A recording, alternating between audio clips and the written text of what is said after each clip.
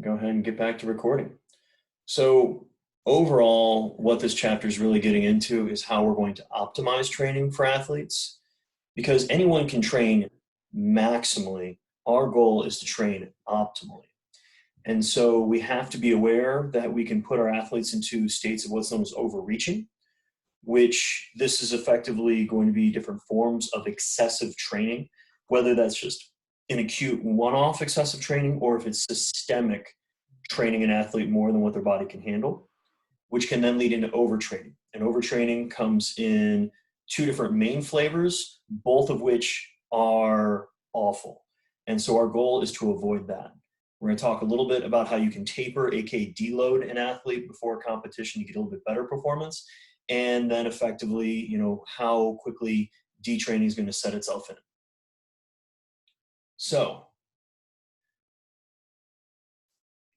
when we're training any athlete, the stress we apply to the body is what's known as a hermetic stressor.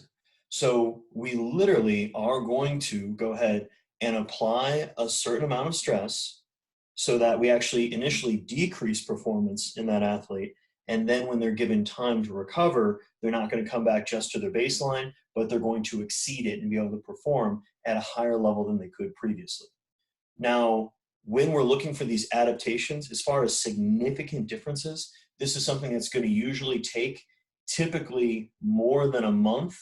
And then honestly, when we're really talking about the long-term athlete development, this is going to be for years. And how fast we're going to be advancing is heavily influenced by genetics. So just how much you can tolerate with training and then what you adapt to is going to be different than another individual.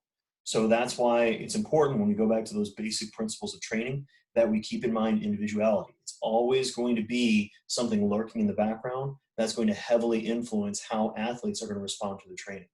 So if we give too much stress to an athlete, we're going to not just decrease performance, but we're going to increase injury.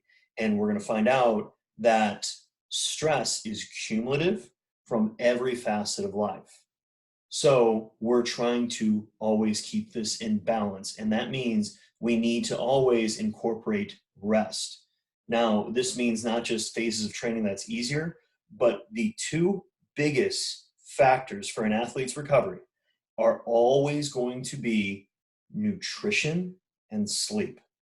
As long as we have an athlete that's doing a great job on those two variables, they're probably going to get a lot more progress out of a given program than they would have obviously with sacrificing one of those, but doing cryotherapy, but doing cupping, but doing Normatec boots. The biggest effector of enhancing performance are going to be just sleep and nutrition. And so what happens if we keep applying too much stress from what the body can handle, we're going to get into a state where we effectively have not just fatigue, but an increased risk of illness because the body prioritizes the muscular skeletal system over the immune system. So if you are training so hard that your body can barely keep up with the demands of repairing your muscular skeletal system, it's going to be taking away from your actual immune system. Now, what does that mean specifically in the context of these days? Well, it means literally, while there's a freaking pandemic, you need to not be overstressing your body so that your immune system can still be operating on its highest levels. Athletes that are on the elite level can frequently have issues with essentially getting sick more frequently because of the excessive training volumes they have to maintain for that performance. But the funny thing is, the antithesis is true with individuals that are sedentary. In fact, I was reading an article that a friend shared with me yesterday looking at the comorbidity rates of influenza and obesity. And individuals that are obese actually tend to get the flu worse and recover slower from it. So there's some arguments that due to the average physicality of your American is actually going to cause the disease to potentially last a little longer. But this is conjecture. It's not necessarily going to be true. Now, when we talk about overuse injuries, now we're talking about tendinitis, which can obviously plague athletes for a long period of time, and then potentially leading into overtraining syndrome. Now, overtraining syndrome 1 is where you literally get beaten down so badly, it takes you months, perhaps even years, to get back to your previous levels of performance. Type 2 is the horrendous one where you've literally damaged tissues to certain extents through scar tissue and otherwise that is maladaptive, that literally they will never reach that level of physical performance ever again. So when we're training our athletes, we need to make sure that we are progressively overloading their body. We're going to be increasing the stimulus that they have to recover from. Now, if we give them too little stimulus, we're going to be doing what's known as undertraining, and this is where we're not going to be getting as much of adaptations as we're looking for, and our performance is not going to go up as well as it could. On the other side, we're going to find that overtraining is going to cause not just a slower rate of progress, but a loss of progress and quite possibly decrease in performance and increased risk of injury. So if we were to think of this like a spectrum, okay? When we have an athlete that is undertraining, typically there's not going to be much of a change. If anything, they might go backwards, depending on training age. Individuals that are really young, they're probably going to get better just because they're getting older, their body is maturing. But once you have an adult athlete, if they're not really training enough, they're barely going to be holding on, possibly going back. Acute overload is going to be just giving them a training session that's going to cause at least enough amount of damage that it's going to give the body a stimulus it has to respond to get better. Now, once we start going over into overreaching, we're applying so much damage that the body is not going to be able to recover from it before the next training session. And we're going to have a little bit of fatigue that is still having to be addressed for longer periods of time. This is not necessarily a bad thing because overreaching comes in two different flavors as you work. One is functional overreaching. This is the one where when we give the athlete a deload, a taper, they are going to super compensate and perform far better than they would have otherwise. Whereas with non-functional overreaching, now we've beaten down the athletes so much that they're actually not going to be able to increase their performance. They're going to be lucky if they get back to baseline. And then finally, we can have ourselves overtraining. And this is where we are going to have to give the individual, once again, months, potentially years for them to fully recover from all the stress that they happen to be going through. Now, you're not going to overtrain yourself in one session. You're going to overtrain yourself over months, at least weeks, and if not years of applying more stress than your body can recover from. But is it possible to do that? The answer is absolutely yes, because it's a balance. It's a balance between your training stress and your recovery abilities. Now, it's balance between your stress and your recovery, not just training stress. What other types of stress do you guys have in your life? School. What was that, Gracie? School stress. School, absolutely. So academic stress. What else? Like personal relationships, like maybe with your family or like if you have a boyfriend or girlfriend. Exactly. Interpersonal relationships, not necessarily always just family and or romantic, but obviously can also be just friendships. Absolutely. What other forms of stress? Financial stress.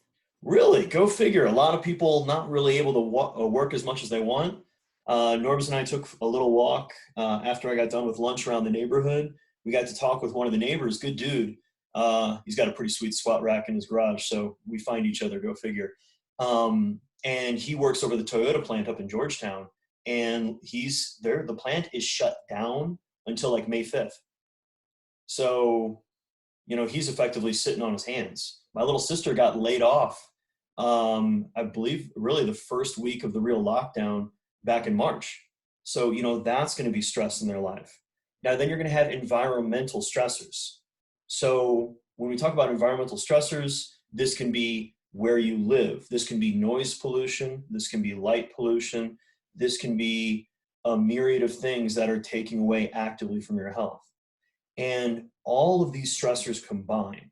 And when that stress is more than your recovery, that's when we're going to see this decrement in performance. So you can be giving the exact same program to obviously all of your athletes, but if the one athlete is out there having to work a lot more, is maybe boozing harder than they should, or generally, they're doing all those things taken away from the recovery capacities, they can be overtraining on the same program that just represents an acute overload and or just a bit of overreaching for their teammates.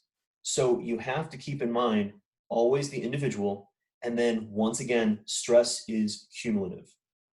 So So how do you know if you are overtraining, or as like a strength coach, if you're starting to overtrain an athlete? Like, what are some measurements or like signs So that first things that really come through when an athlete is getting an overreaching, not necessarily overtraining, is first is acute power production is usually something that goes down relatively quickly. So this would be like vertical jump numbers, power output that can go down. The other side is actually psychological, and that's where desire to train starts to go down. And anybody here that's ever trained hard in their life has at least gone through probably one phase where they're like, man, I'm not in the mood. Like, I don't want to work out today. I don't want to train today. I don't want to go to practice today. And that's an indication that we're starting to get into overreaching.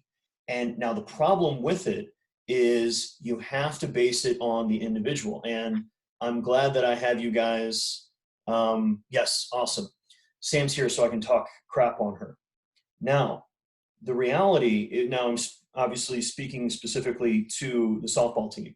If Gracie starts acting like Tori and Tori starts acting like Sam and Sam just completely gives up on life, that's an indicator that all of them are overreaching and or getting into overtraining. Does that make sense?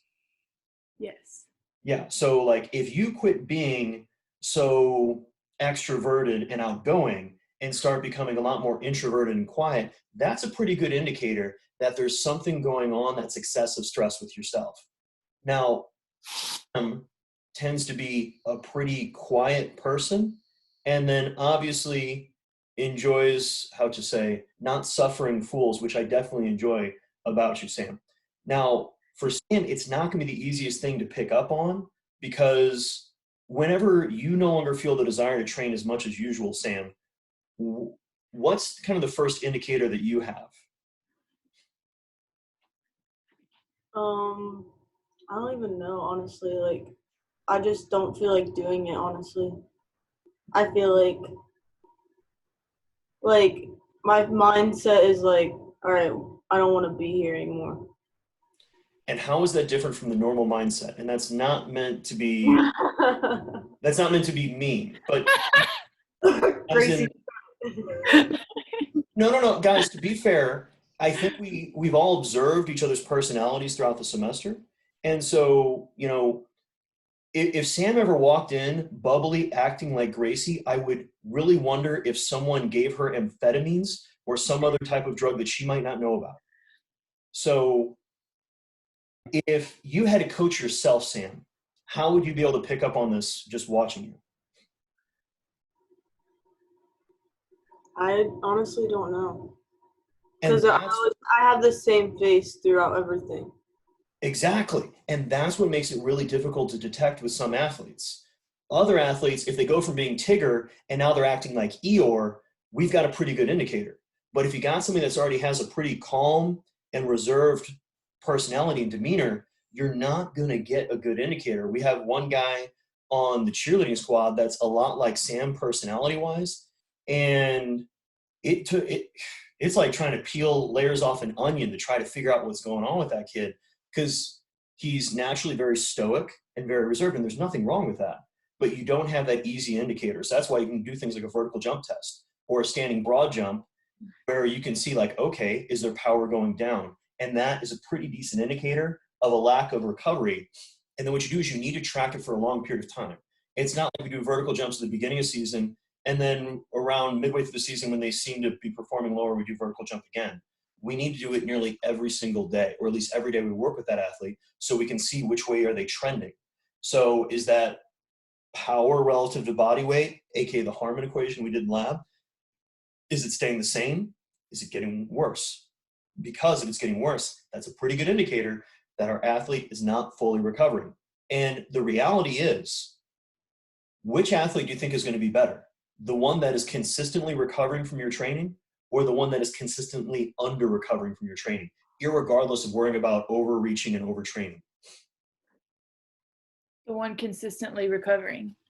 Bingo. So we want to still have those indicators. So you want to have things that are just grounded in numerical data, AKA that vertical jump, maybe something, you see the isometric hand grip strength because it's really easy to test and it doesn't really fatigue the athletes.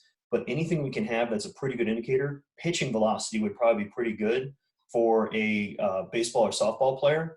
As far as like bat speed and otherwise, if you have a good way to measure that, that might be a useful way to look at that power production. But literally having, that's why I have that wellness survey for you guys to fill out all semester long, is to literally look at the data and figure out where are you guys trending. And then is this trending related to your grades in the class and your performance? So, you know, in reality, like anything else, that which gets measured can get managed. And we've had quite the change in this semester. So whenever I look at the data from this semester and compare it to last semester, it's going to be very fascinating to see how that influenced not just academic performance, but obviously overall wellness for you guys. Because once again, stress is cumulative. So we do want to allow for acute overstressing of the body. That's normal. But we want to make sure that we then give the body time to recover from that stressor. So it's completely normal to be sore from hard training. That literally means you stressed your tissues more than they could deal with. Now, hopefully it's more in the muscle than it is in the joints. However, because we have this decrease in performance, if we're not careful and we keep adding in volume for volume's sake, now we can have issues with athletes getting injured, because every individual has what's known as a maximal recoverable volume, aka a maximal amount of work that you can do in a given week or a given session that your body can recover from, and you in turn are going to be able to improve from. So you need to be aware that just because we can do more work doesn't necessarily mean that we're going to get that much better. Now, the book comes from more of the guys of aerobic style training. So specifically what's referring to here is athletes that were swimming literally 3 to 4 hours per day in the pool. And I believe this is more from like Trappy, Ball State research. They did not get any better than the athletes that were only swimming for an hour and a half. Now, we're all limited with the same 24 hours in the day. So why train twice as much to only get the exact same results as the other person?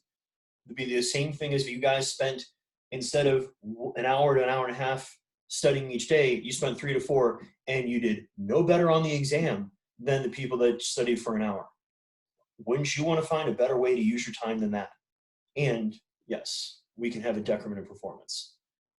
Now, this is looking at the effects of multiple training sessions, same type situation, where there's not really a greater advantage to training twice per day than it is to just train once per day. And these are with moderately trained individuals to essentially more like a recreationally trained. These are not elite level athletes. Once you're getting up to elite level athletes, multiple training sessions per day can be absolutely normal, but you have to build up to it. And that's getting into when we talked about the acute to chronic training ratio of making sure that the athlete is progressing themselves accordingly and they're not just trying to come out for broke and possibly hurt themselves. Now, we need to make sure that our volume is always related to our athlete and what they're doing. Powerlifters just do 3 attempts at each lift and they're done. You don't need to do thousands of repetitions per training session. That's maybe how many it adds up to over months and years of training, but you need to be in shape enough to take those 3 maximal attempts at each of your movements. Now, when we talk about pitchers in baseball and softball, that's a lot of volume. That's a lot of throwing. That's a lot of work that these athletes might have to do. So we need to make sure that they are, in fact, conditioned well enough to deal with how much work they're going to have to do in their sport. Now, the key is you're going to find a point of diminishing returns. There's a point of which you're not able to focus enough that you're doing that deliberate practice that's really going to enhance your performance with an athlete.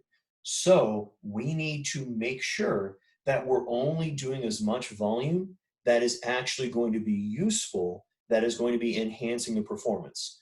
Because how many of you guys have had that coach that loves that idea, well, we're just going to outwork everybody else, and you effectively just slop through practice after practice. You're not really actively trying to get better. You're just trying to survive.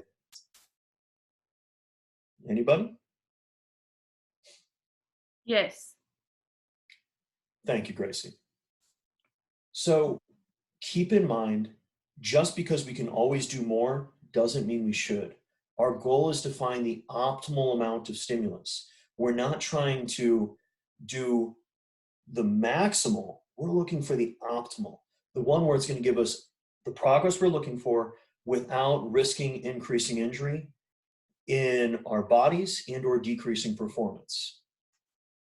Now, overtraining itself is going to be where you have a decrease in performance. What I love is this opening statement shows you how far some people can shove their head up their posterior, because it's always explainable. Why would an athlete have a decrease in performance?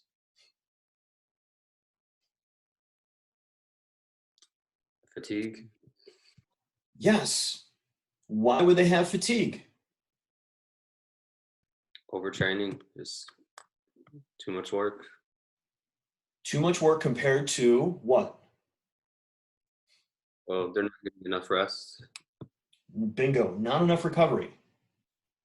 It's not like you've just fatigued yourself and now you're overtrained. The key is you have applied so much stress systemically and under-recovered systemically that your performance has gone down. And how can this happen? Because you as an athlete or as a coach are not monitoring yourself well enough to figure out, are you actually making progress? Now, there's a number of symptoms that are going to occur thanks to overtraining through a number of different modalities. And you're going to find it's very much so based on the individual. You're going to see a decrease in strength, coordination and movements, and just exercise capacity. You're going to be tired. Some folks are not going to be very hungry. They're going to be losing weight because excessive training volumes actually suppresses hunger. You're going to find issues with sleep and mood disturbances. So that's why, once again, tracking athletes, asking about their sleep, asking about their overall life, that's going to play into it. And then we're going to see that they don't have that motivation to be out there. Vigor is just more or less your ability to stay with it, to keep going and essentially to persevere in less than optimal situations and be able to concentrate. And it can't even show itself as depression, just a lack of enthusiasm, a lack of enjoyment in the things you used to do. So effectively, at the end of the day, you're looking with your athletes for these three things. Now, don't get me wrong, depending on the age group, and specifically Emily, who you work with, I would highly suggest never broaching this subject. And I still don't even like going all of them. They should be healthy. They're not getting sick, okay? They should be happy, so they're feeling good and they're enjoying themselves, which once again is relative to the individual, okay? Think about their baseline personality, how they respond to things and how they react. And then the last one, guys, honestly, is horny, okay? They should have a freaking sex drive, especially if they are in their teens and early 20s. Anytime, irregardless of gender, that sex drive goes away, just like they're not healthy, just like they're not happy, that's a pretty good indication that we're having issues with recovery. Specifically, one good biomarker of overtraining or overreaching an athlete is literally your testosterone to cortisol ratio. When your amount of testosterone goes down because of all the hard training, regardless of gender, and your cortisol is going up because of all the stress you're doing, it turns out you're going to be a lot less energetic, both in the happiness, and then yes, it turns out you're going to be less interested in whatever genders, however it works for you, I don't really care, gets you excited, no longer does it for you. That's a good indicator that you have an athlete that is overreaching, overtraining. And when we talk about symptomology, it's also going to be coming down to sympathetic style overtraining and parasympathetic style overtraining. Parasympathetic is typically for endurance athletes. Sympathetic is going to be for your strength power athletes. Now, it can be due to training at too high of intensity for too long or doing too much volume for too long. Now, it turns out training in general is stressful and it can be emotionally draining. Now, when I say emotionally draining for practice, what can you guys think of an example of you guys either just physical training to be fit or just playing in a sport that was literally, it's emotionally taxing for you to do? And if none of you guys have an example, I can throw out many.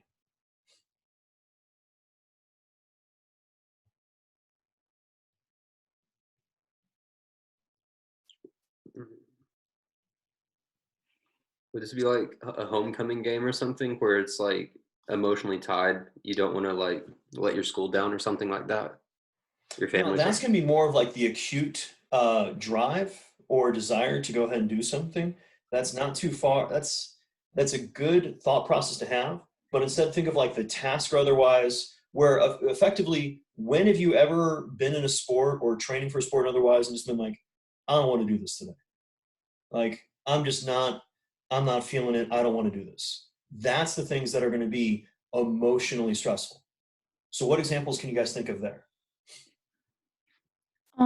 Maybe an athlete coming back from like an injury and like, or maybe like, I don't know. And it's emotionally taxing to like continue to keep putting in the work and like not seeing not seeing very much progress just because you've been out for so long, or like the athlete is just trying to get back to where they once were. And that's still not even good enough to be like compared to the rest of the athletes on the team. Like I just feel like that would be draining. Yeah, no, that's a good one. That's a good one. What can you guys think of for like a healthy athlete though?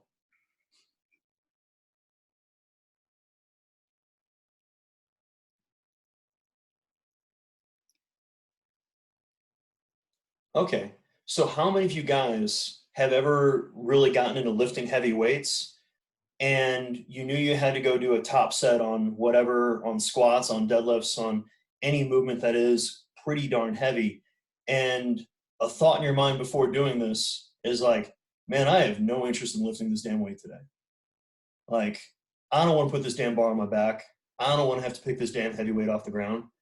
Like, there's a part of you psychologically that like, not like this is dumb and I could get hurt. That voice is always there. You just got to not listen to it. But on occasion, that voice is like, I'm just not in the mood to lift heavy today.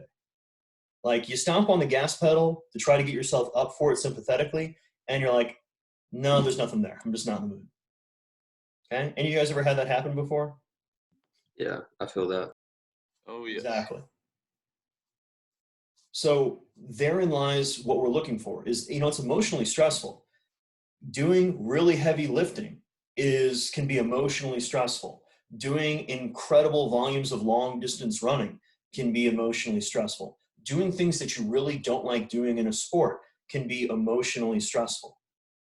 And guys, it's not necessarily just doing the sport. Sometimes it's just other random things. Like, how many of you guys, either yourself or you guys had a teammate and otherwise, that, turns out, unfortunately, some of the cheerleading squads I was part of, you had to do weigh-ins. For the guys, it didn't matter because we're like, hey, look at me, plus size model, who cares? But for the girls, that was insanely emotionally stressful for them because not only are they getting weighed in, but they're often getting weighed in front of other people. So now other people know their body weight. And when you're weighing in effectively in minimalistic clothing. So people see how you look. And a lot of people, even in cheerleading, which is arguably more of an aesthetic style sport, would still be freaking out, not happy about that for obvious reasons. So does that make sense, guys, of how we have these different stressors? And it turns out they all are going to accumulate. Questions? All right. So with sympathetic style overtraining, this is going to typically lead to increased pressure, loss of appetite, maybe weight loss with an athlete, and then issues with sleep and or other emotional disturbances. Now, you'll see potentially an increase in the resting metabolic rate, so it makes it harder for these athletes to keep on weight and specifically to keep on their muscle mass. Now, I've definitely pushed myself into overreaching all the time, and got myself getting into some of these states. Full transparency, because it was hilarious for my sister once she realized I was fine, in that whenever I was a senior in college, she and I went to the same undergraduate. I would literally go, I'd work as in the strength and conditioning center in the morning. Then I'd go to my classes, I'd eat lunch, and then I would come and typically take a nap in her room for like an hour or two. Now, when I'm sympathetically overtrained, I sleep on my back. I actually shake when I sleep because my sympathetic nervous system is having a hard time shutting down, specifically in the middle of the day. And I'll actually spit up on my face. Like, it's like this weird, like, not a seizure, but it's weird. And my sister, of course, is taking videos of this and showing these to me during this chapter of our lives. Now, I wake up and my face is just wet because I've just been spitting up all over myself for the past like half hour. But the best part is she'd leave her dorm room open. So like her friends and like the other people on the floor would walk by and just see, you know, this guy just like flopping around on her bed, like, is he okay? Like, oh yeah, that's normal for him. He's special. So I go more sympathetic style overtraining, have a harder time sleeping at night and otherwise, where you're going to have folks when they typically do very large volumes, this is like a long distance runner, they're going to start to show the parasympathetic nervous system overtraining, where they're going to be fatigued much more earlier on. They're not going to be able to get their heart rate up as high as they'd like. They're going to even have a lower resting heart rate, and their heart rate's going to come down quickly along with their blood pressure. They're going to have also some issues with the decreased resting metabolic rate, which in turn is going to lead to weight gain they're not looking for. And once again, hormones are going to be very important here. We can see a decrease in not just testosterone, but thyroxine. And thyroxine, remember guys, is that hormone that's pushing a resting metabolic rate. If that goes down, it's a lot easier to gain weight, specifically fat weight, not lean mass. So just because we've got lower thyroid hormone, like, oh, it should be easy to gain weight. Like, yes, the type that jiggles, not the type that flexes, which is a problem. So we do want to have at least an idea of the testosterone to cortisol ratio, which once again, getting ourselves back to, are they healthy, are they happy, and are they horny? As long as you've got those three, you're doing okay. And mind you, it's relative to the individual. And just like I think all of us are very comfortable with not knowing this information, but if you're working with collegiate or professional athletes, you should really think about having these conversations with your athlete. Now, it's not necessarily that I don't want to know the details, but I do want to make sure that people are feeling good.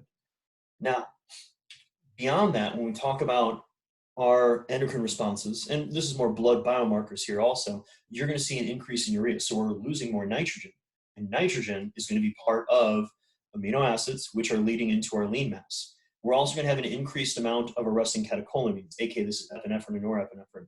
Hence why I gave you guys my personal example of having a hard time sleeping and flopping around like a fish. So you have to keep in mind that a lot of things are going to be influencing this. How recently have we trained? How frequently are we training? They're not perfect ideas. Instead, they're going to give us another piece of the entire holistic puzzle of what's going on with our athlete and what we need to be looking for. Now, this can throw off, obviously, a number of different hormonal axes in the body. And so it's really important that you're staying on top of that athlete wellness and whatever indicators performance you can. Now, when it comes to issues with the immune system, because of all the inflammatory biomarkers you're producing from that hard training, we're going to see literally a greater amount of just total inflammation throughout the body, which in turn is going to cause these inflammatory biomarkers to get our immune system to move to those locations as opposed to being globally working around the body, fighting off any pathogens, viruses, bacteria that happen to be infiltrating our cells. Now, the flow charts at the bottom, guys, are very useful because it's showing you how these different stressors are going to be working on different endocrine pathways and how it's also going to work on our neurological system, which then ends up with the hormonal signal when we go sympathetic nervous system, and how all of these are going to combine to influence our body's ability to recover. So that's why, like, perfect idea of a training camp for an athlete is all of their food is taken care of. They've got a great place to sleep. They have got plenty of time to relax. They do train hard, but all other lifestyle stressors are minimized. And we're going to find that having just regular exercise is going to actually help enhance your immune system. The problem is as we are either sedentary or massively overtrained, we're going to have increases in our risks of getting sick because, like anything else, our body has finite resources to try to recover from the stressors we're applying. So it's very important when we're working with our athletes and or ourselves that we're mindful of how all of the stress is cumulative. Now, it's interesting in that you're going to see a little bit of overlap between the effects of what's going to occur from fibromyalgia and even chronic fatigue, where you can have individuals that are overtraining essentially coming forth with nearly a lot of the same symptomology, being tired, being exhausted, not being able to recover. This can be due to obviously depletion of a number of different hormonal pathways in the body, which in turn is not allowing us to fully recover. And if we're not fully recovering and we're stressing ourselves again, we're slowly driving ourselves down into that hole. Any questions there so far?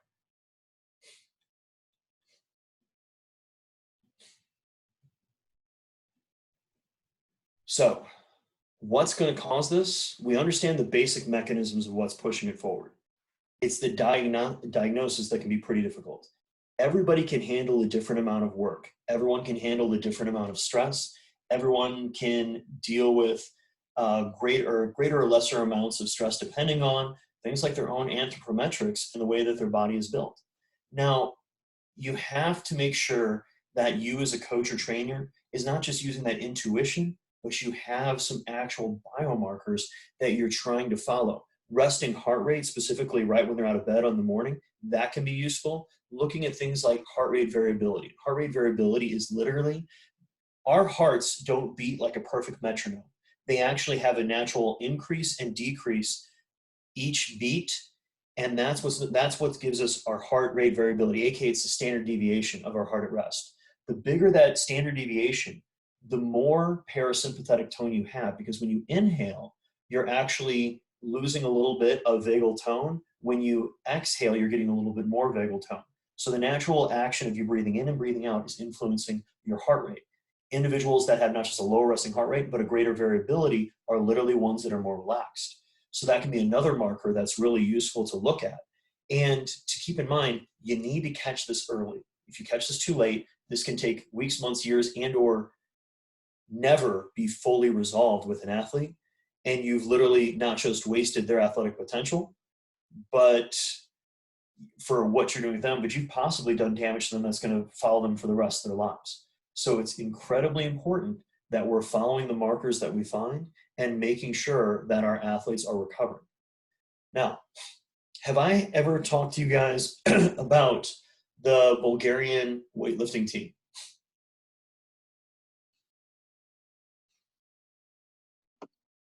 I don't believe so. Yeah, I don't believe so. No, it's all good. The Bulgarian weightlifting team was arguably one of the greatest lifting teams in the 90s. Bulgaria is not that big of a country, but they were freaking dominating in international competition. Now, it was Abadeev was their coach. They had a number of world record holders in a variety of different weight classes. Now, this is effectively what their training program was. 6 days a week, you came in the morning, you maxed out on the snatch, you maxed out on the clean and jerk, you maxed out on the front squat, and then you did the same thing in the afternoon. On the 7th day of the week, you only came in and did that workout once. There wasn't a lot of accessory movements. That's pretty much all they did. And these guys were world champions. They had to max out, do maximal attempts in the snatch, the clean and jerk, and the front squat twice a day, 6 days a week, and once a day the other day of the week. Now, first and foremost, they threw a lot of meat at the machine, meaning if you put enough athletes through a brutal crucible of incredibly hard training, eventually you get a survivor. You get some type of high-powered mutant that was never designed for mass production that can survive that type of beating. Most of the athletes that tried that program got broken and then were no longer able to obviously compete on the national and international level. But the survivors became some of the best in the world. Now, what I'm not detailing is how the rest of their life was. They were required to sleep 10 hours every night. Every single meal was taken care of. They were required to take a nap in the middle of the day. They were fully paid for, living in dorms. They were taken care of. And literally, they had people make sure that there were no stressors from their family, friends, or otherwise, and that they could get relaxation if they wanted it. Oh, also they were provided multiple massages per day. Now, if that was your life, someone literally took care of all of your meals, you were sleeping for 10 hours every night, plus you were getting a massage plus you were getting a nap every day, how much stress do you think you could deal with in your training? Also, they were using a lot of anabolic drugs, which really help also with recovery. But their lifestyle was about as optimized as you could get to literally allow you to recover from that training. So when we're working with these individuals, you have to keep in mind, once again, it's the stress to recovery and making sure they're in balance. And if anything, we'd always like to have more recovery than we have stress. So if we find ourselves going down the deep hole of overtraining, we want to make sure that we bring things down for however long it takes. We can get them some type of counseling, which is terrifying to think that they need that from just training with you, and that we're doing a better job with periodizing your training and making sure that nutritionally everything is in line. Not just carbohydrates, we're going to be looking at protein and fat also. But remember, this text is written very much so from the guise of long distance running. So, how many of you guys have ever heard of exertional rhabdomyolysis?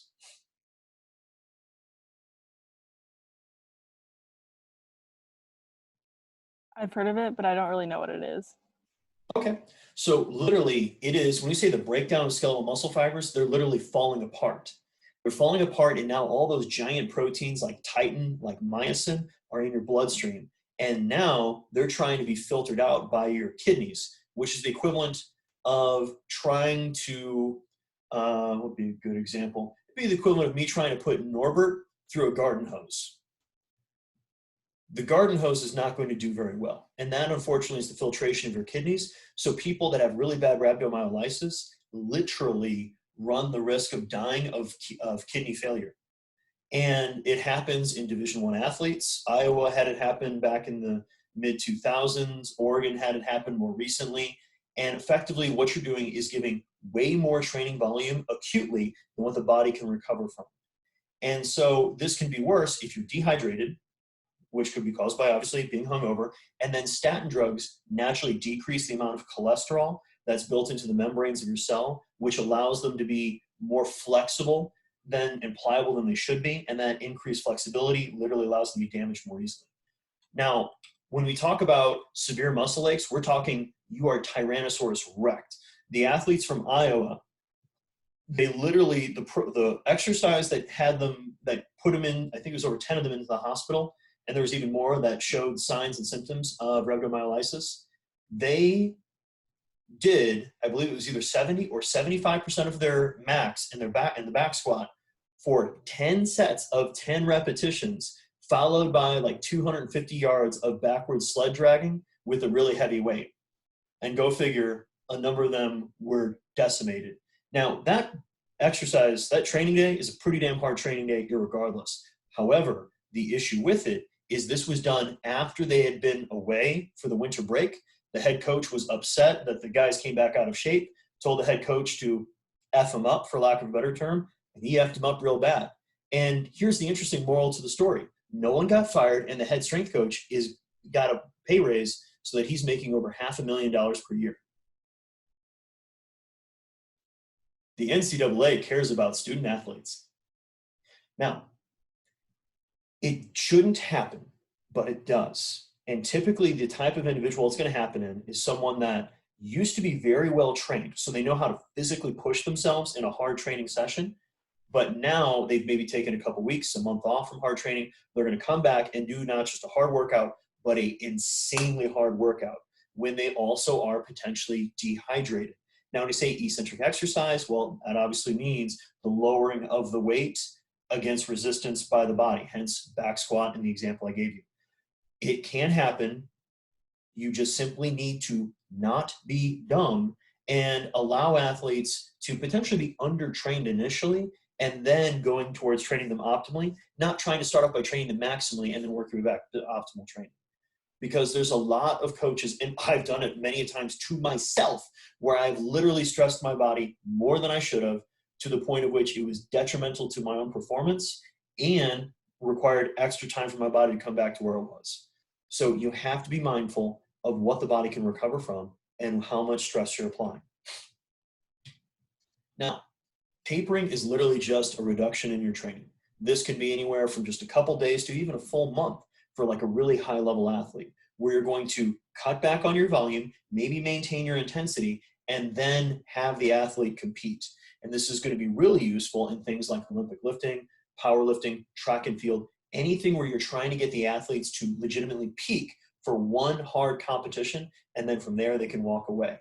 Now, if you're doing this correctly, you're not going to see a decrease in any of your metrics. If you do this for too long and you cut back your intensity, once again, too much, you're going to see a decline in performance. So it's not detraining only if you allow this to run longer than it should. Now, when we say the difference between doing a taper that's 4 to 28 days, what athlete do you think could possibly would only need a 4-day taper for a competition?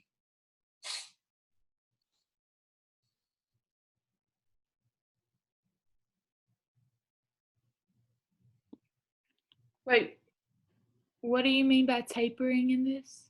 Like, So tapering, a good amount, it's effectively a deload where you're purposely making training less stressful for the athlete. So you're cutting back on the number of sets, perhaps the number of reps, and maybe even the percentages they're doing those sets at. And that's not just for the lifting, but this can be for the conditioning and or the sports skill training, so that they're going to have a full recovery of all that fatigue that might be in the background, so they're going to be able to hit a higher peak.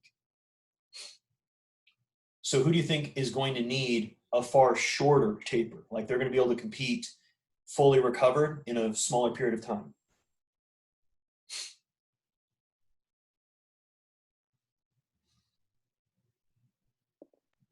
Would a boxer count?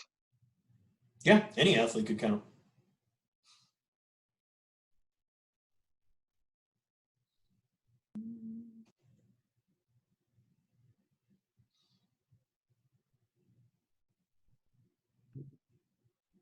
what about like a football player?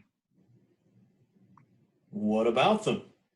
Like, I feel like Mhm. they might need, like, they could use like less time, because most of the time, like, especially in college and even in high school, they're only playing 1 day a week. So it's like they have that whole week to like do whatever, and then it's only taxing on their bodies for like 2 to 3 hours, and then that's the only time they play. Whereas other athletes like soccer or softball or basketball, they might play 2 to 4 games within a week period of time. Like, Mhm.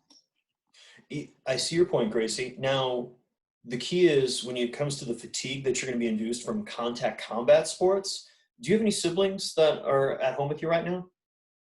no, sir. You're an only child? No, my other 2 are just off, like in the real world, quarantining. We're all living the dream. Okay, so I know you're on the farm. What animals do you have there? Horses and cows. Okay, so, and I don't want you to do this, but I want you to think your way through this. I want you to go outside, you grab a football, hold it like you're running back, and I want you to run full speed into a cow 20 to 30 times. Okay? And then how sore do you think you're going to be the next day? And that also doesn't even matter, or depends on how pissed off that cow is going to be and how hard they're going to come at you. Literally. Okay? So the issue with sports like football, boxing, and otherwise, well, in boxing, you'd hit that taper. You'd really want to, because you just know you're going to have that one full live fight and give yourself time to recover. But when it comes to sports like football, rugby, hockey, anything where you're legitimately colliding and hitting other human beings and being hit by, it turns out those impacts have done damage to your soft tissue, and that's going to take time and resources for the body to recover from. So that's why, yeah, American football, they typically play only 1 game a week, because anything more than that, and you see a major uptick in injuries, because it's just hard to recover from all that damage. Whereas a sport like baseball and softball, if you are a positional player, you could play pretty much every single day and be fine. Whereas if you're a pitcher, specifically in American baseball, and a starter, you're only talking about throwing maybe twice per week because of, once again, that stress and the fatigue that's being induced on those tissues specific to your sport. Now, when we talk about hitting a good taper, it comes down to the age and the size of your athlete.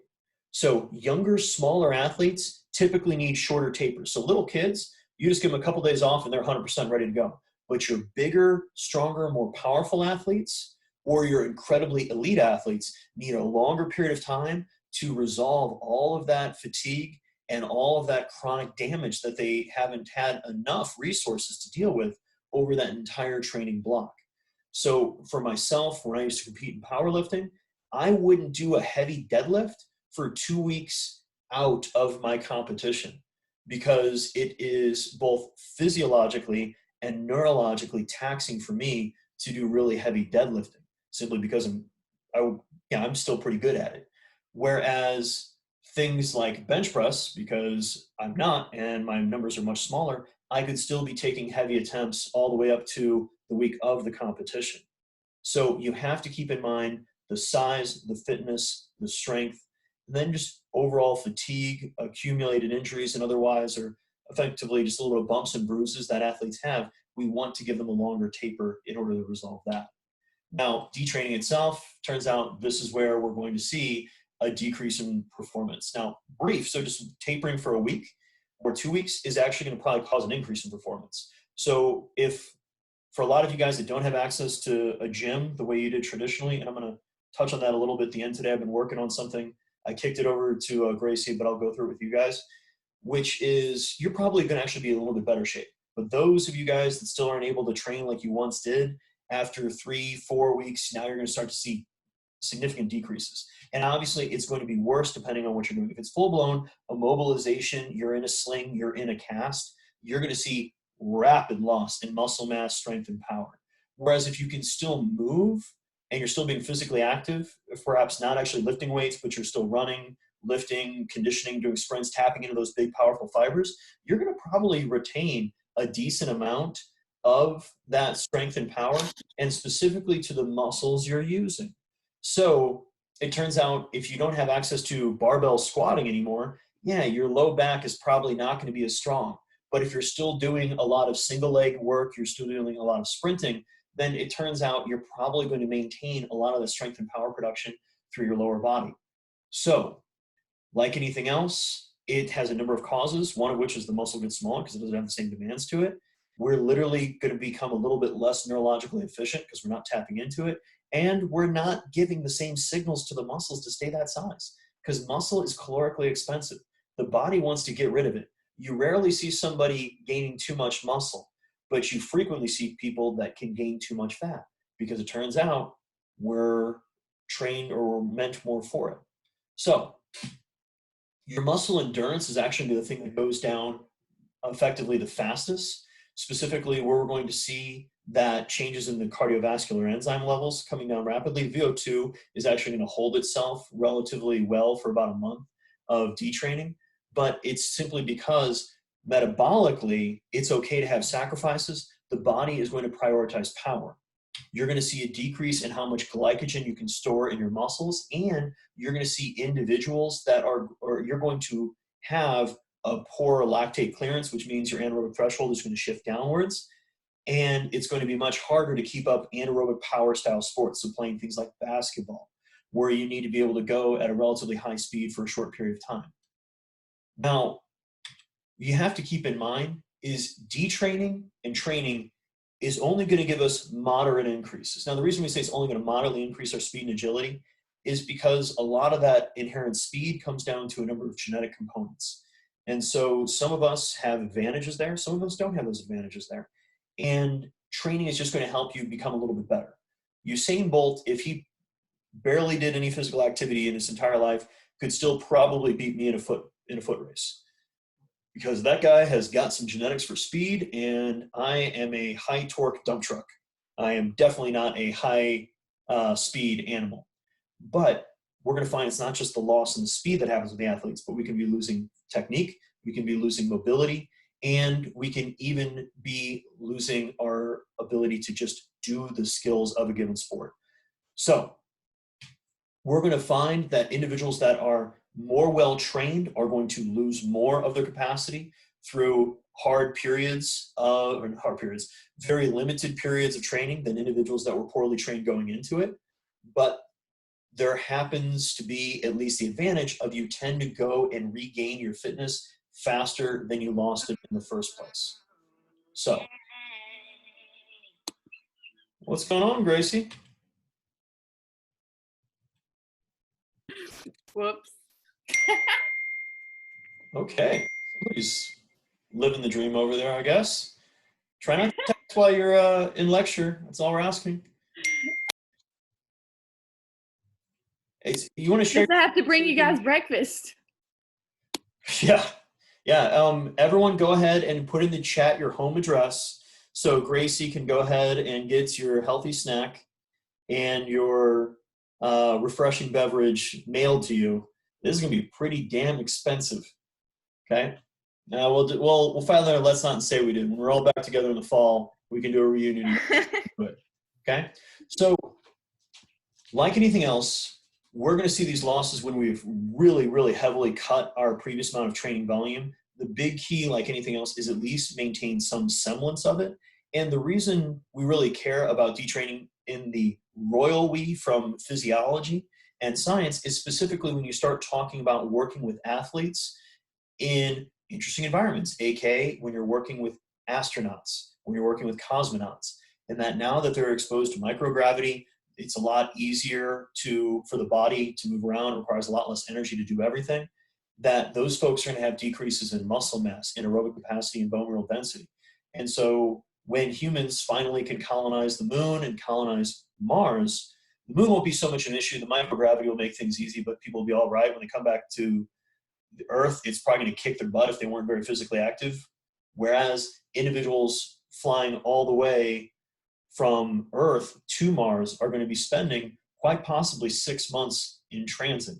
And if you're spending 6 months in transit like that, it turns out you are going to be losing massive amounts of muscle mass and bone mass. And even though gravity on Mars, I believe, is only about half that it is on Earth, it might be a little bit less than that, you still are going to have a massive decrement in performance because, once again, these people can be potentially detrained.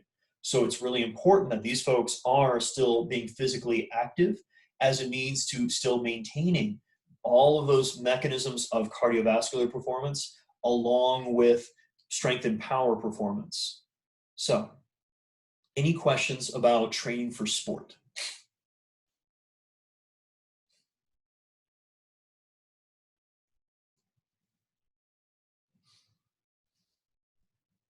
It really isn't related to sport. I was just thinking of military, though. I don't mean to get off topic if you're still wanting to have a conversation with sport, though. Man, we can talk about anything.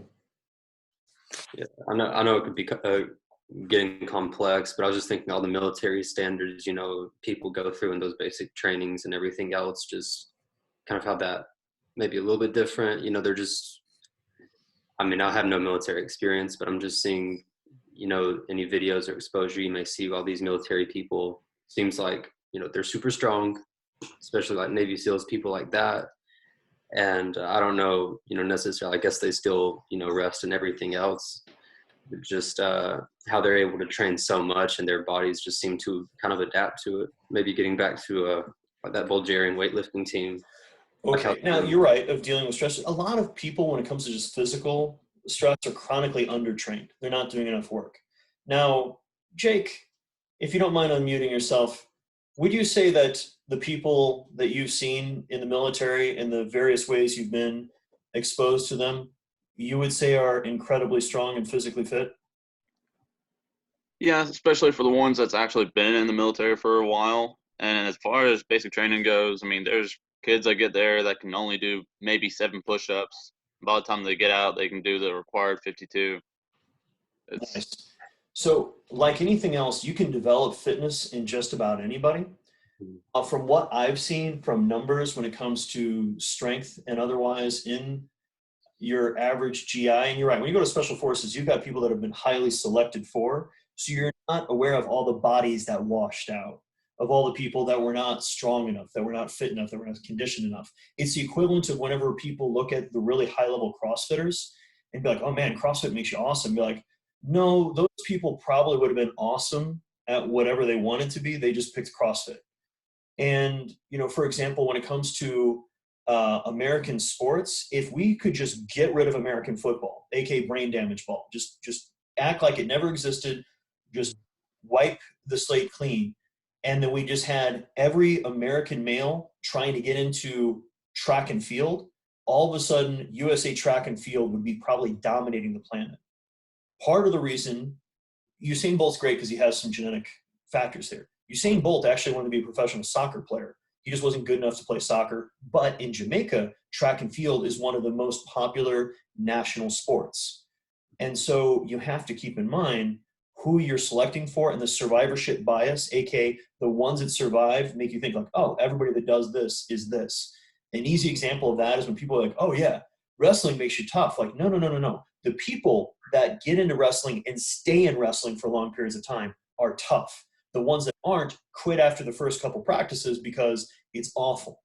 So like anything else, we're looking to try to develop the athletes. Are any other questions that I can field for you guys? Yeah, that makes sense though. Thank you. Hey, anytime, man. So what I got here is what I kicked over to Gracie, and this is a bodyweight training template that I'm still working on trying to improve it. But if you guys are struggling with kind of looking for something to do while you're at home, and or you've got friends that are struggling, I'll try to just put this on as like a download for you guys. But so the basic idea is you're going to enter in kind of what your body weight is. So Emily, I'm going to pick on you because I can see you. And actually, you already have this program, right, for cardio and weights, right? Still can't hear you. I guess our microphone is not working, and that's okay. So looks like I'm not going to be picking on Emily after all. So let's go ahead and, well, Gracie, I kicked it over to you. So what did you put in for your bench press max? I haven't done bench press max in a while since before shoulder surgery, but before shoulder surgery, it was like 125. Okay, so we're going to do this instead. What we'd have Gracie do, and I don't know what your body weight is, it doesn't matter, but we'll ballpark and say it's 150. Then we're going to have her do pike push-ups, and that's where you literally have your butt in the air as high as you can, and you're doing it kind of like a military press. And then, yeah, just have her go feet flat on the floor. About how many push-ups do you think you could do if your life depended on it, Gracie? Like good form, probably like 25. Awesome. So we'll go ahead and we enter in 25. So it's going to ballpark her as 176, which don't get me wrong, I don't think she can bench press 176 pounds, but it gives her an idea of where we can start. So then from there, she would come over to her body weight training. I said the body weight is $150. We're going to say her max is 176. And now it's giving her estimations of how many reps to do. So if her feet are elevated a foot off the ground, we expect her to do sets of 13. Say the first week she does 15. It's then going to give her a new goal to do for week 2. And then the same thing. So like for the pike push-up, it's saying, you know, based on this, I still need to modify this so we can have the vertical component, but it's a work in progress, guys. And then it also gives her approximation for things like the low row. So hence feet flat on the floor, doing body weight low row, she should be trying to do sets of 13. So at least ways to keep the upper body stuff. Now, Gracie, how much, you squatted what, like, was it 225? 225, yeah. Okay. So if we put in 225 on the back squat, we're going to come down here and we're going to look at her lower body. Now, means that's 375 is literally, it's her body weight and plus the weight on the bar. That's why it comes out to be this number. Now, notice, guys, that this is to a 12-inch box, and I'm having her just sitting down with a single leg. In theory, it means she should be banging out sets of 20. Now, it's really hard to do these things because it turns out body weight exercises when you get single leg are too dang easy, because if anything, she's a young, healthy individual, you know, same problem you're going to have with most of you guys. But at least it's giving you guys some ideas of what type of exercise you can do. You then would type in how many reps you're able to do, and then it gives you goals and progressions. You can pick whatever type of ab exercise you want to do, and then I'm still working on trying to put in some type of assistance movement, but then you would do the same thing. You'd pick different movements for your day 2, and so on and so forth. So this is just something I put together for a lot of my friends that are strength conditioning coaches that are trying to, make things work when things are obviously not the best with being able to train their athletes. But you guys, like I said, feel free to share it with any of your friends that are hurting and trying to still train with all this stuff. And then at the same time, feel free to use it with yourselves, because it's just something that you could have and it'll take care of. But I'm going to keep working on trying to make these things better. But any other questions, comments, concerns about what we talked about today in lecture? I hope you guys are doing okay. Because Lord knows this teaching online stuff is different and not great.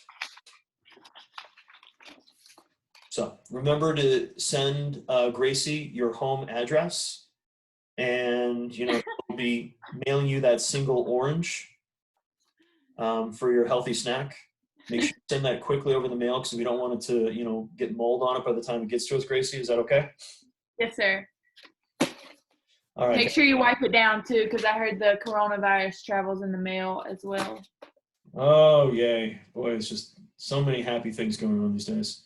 Well, guys, be safe. Take care of yourselves. If you have questions, comments, concerns, don't hesitate to email me, and I'll try to get back to you guys.